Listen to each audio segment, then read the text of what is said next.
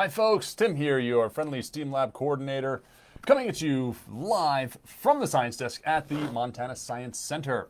So, it is Wednesday, December 16th, and that means Wednesday's Week in Science. And so this is your weekly wrap-up of everything that happened in the week, or some of the stuff, not everything that happened, some of the stuff that happened this week in science, and guess what? It's all good. The big one, of course, is going to be that the CDC, the Centers for Disease Control, has approved the Pfizer BioNTech COVID vaccine for emergency release. That is huge news, and a lot of people are saying, oh, that's never happened, vaccines take so long. Well, this is the first time that the entire scientific community has dropped everything that they're doing to focus on this. And actually, 975 vaccine doses have already been administered at Bozeman Health for the healthcare workers. So, yay for them. Our frontline folks working against this virus have started getting their vaccines, and that is amazing. So, if the medical people themselves are getting it, then sign me up. So, Pfizer and BioNTech. BioNTech is a German company. Founded by Turkish immigrants, actually a couple that are from immigrant families from Turkey that immigrated to Germany. And this couple met when they started their medical careers, so they've been together for quite a while. And they have a common passion for cancer research. So even though this isn't cancer, what they did find is that there's actually a lot of commonalities between the treatments that they were working on for cancer and the coronavirus, how it attacks the body. But this couple is so passionate about their research that they spent the start of their wedding day in the lab. Now, I remember my wedding day, and there was no professional work being done on my part. It was all wedding. So this couple, that they both started in the lab on their wedding day, that shows how passionate they are towards helping people medically. So yeah, they found that it was a small step between the anti-cancer drugs that they're working on and the COVID-19 vaccine. And it was, these are Turkish names, so I have a hard time with it, but Özlem Türeci, the chief medical officer, is the woman of the couple. She's the one who headed up this project to get this vaccine. So the vaccine tricks your cells into producing bits of protein that look like the virus. So it's not the virus itself. You're not actually getting COVID, but it's tricking your cells into creating bits of protein that look like the virus.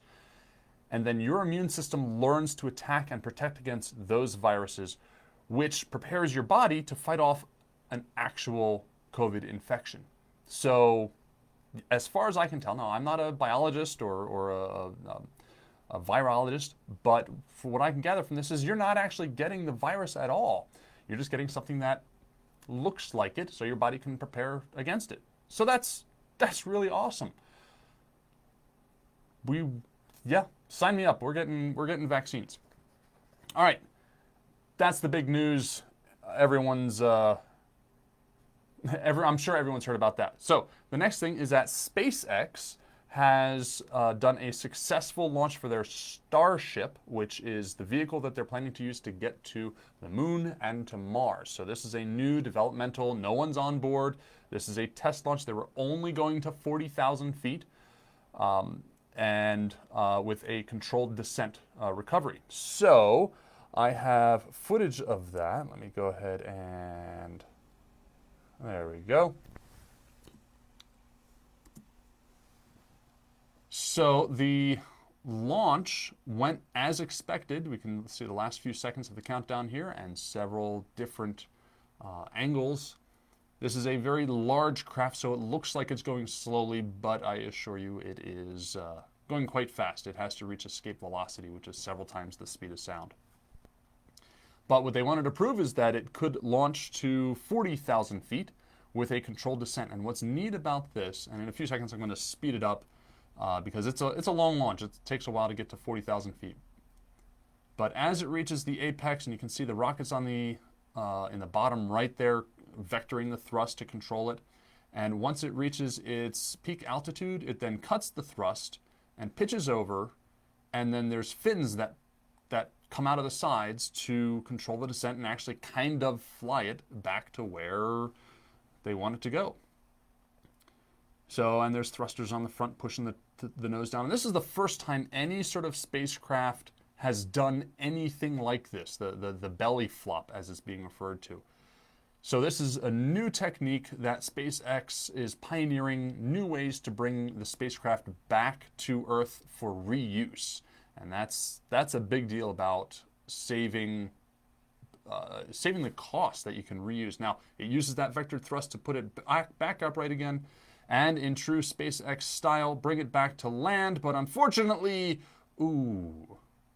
it came down a bit fast. Now, Elon Musk, the owner of SpaceX, congratulated the team on a successful flight because it did what they wanted it to do. They reached 40,000 feet and controlled the descent and brought it back down. Now, even though the craft crashed and exploded, they got all the data during that so they could figure out what went wrong. And it ended up to be, the initial reports are that there was low fuel pressure that led to an excessive descent speed. So even though it blew up, you know what? Those are results. That's going to make their next trial even better. And so congratulations for SpaceX getting us one step closer to going to Mars. And that's crazy stuff. Next one, we're going back to some cancer therapy. There is a new approach to finding and fighting cancer with targeted alpha particle therapy. Now, this is a different type of radiation therapy that it's using alpha particles instead of gamma particles or gamma rays. And they use these radioisotopes are guided by antibodies to bombard cancer cells with alpha particle radiation. Now, of course, this is new, so challenges remain, like how to monitor it. All of our monitoring techniques follow the gamma radiation, not the alpha radiation. But this should reduce the negative effects of radiation therapy because it's only alpha radiation, which essentially can get blocked by a sheet of paper, whereas gamma radiation passes through your entire body, doing damage. But there are some imaging techniques, our current imaging techniques looks at positrons as opposed to alpha particles. So hopefully this will lead to better therapies that have less severe side effects.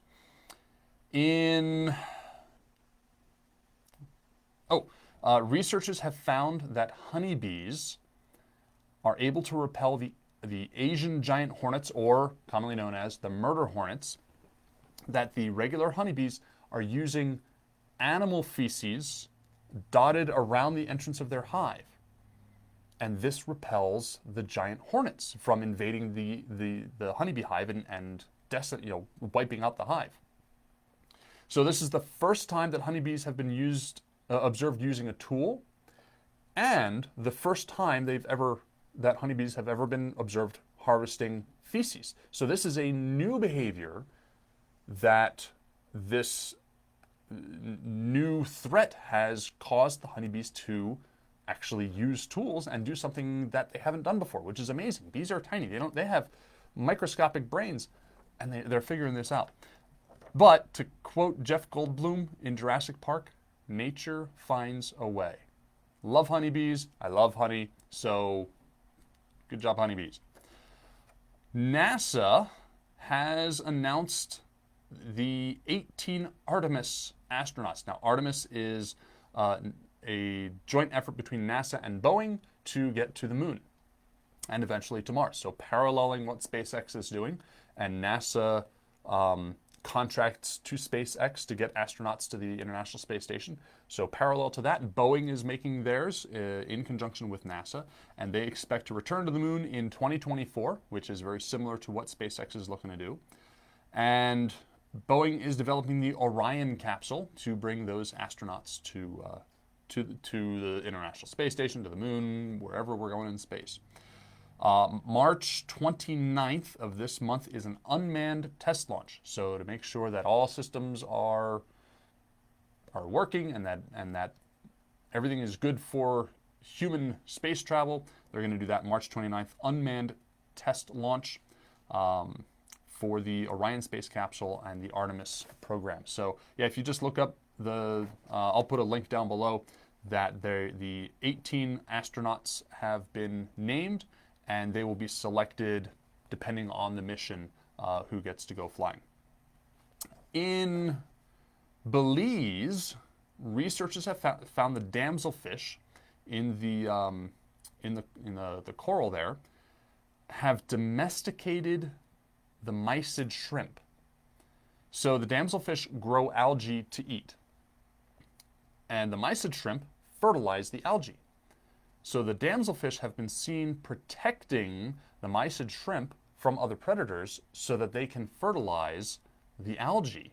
And this is the first time that I believe a fish has been found to actively cooperate with another species to for everyone's betterment. The mysid shrimp are protected from other predators, and the damselfish get a higher quality and a higher quantity of the algae that they eat. And then we'll go from the ocean to the mountains, the Andes Mountains. Researchers have found, researchers occasionally are finding new species of things, and so these researchers in the Andes Mountains haven't found one or two. They found 20 new species of insects, reptiles, and amphibians. So a huge catalog of new species of things that are now in existence that we realize. And to go back to a story I did last week about Hayabusa 2, that is the Japanese space probe that crashed or landed on the Ryugu asteroid and brought samples back. So they're starting to test some of the things that the return capsule has brought back.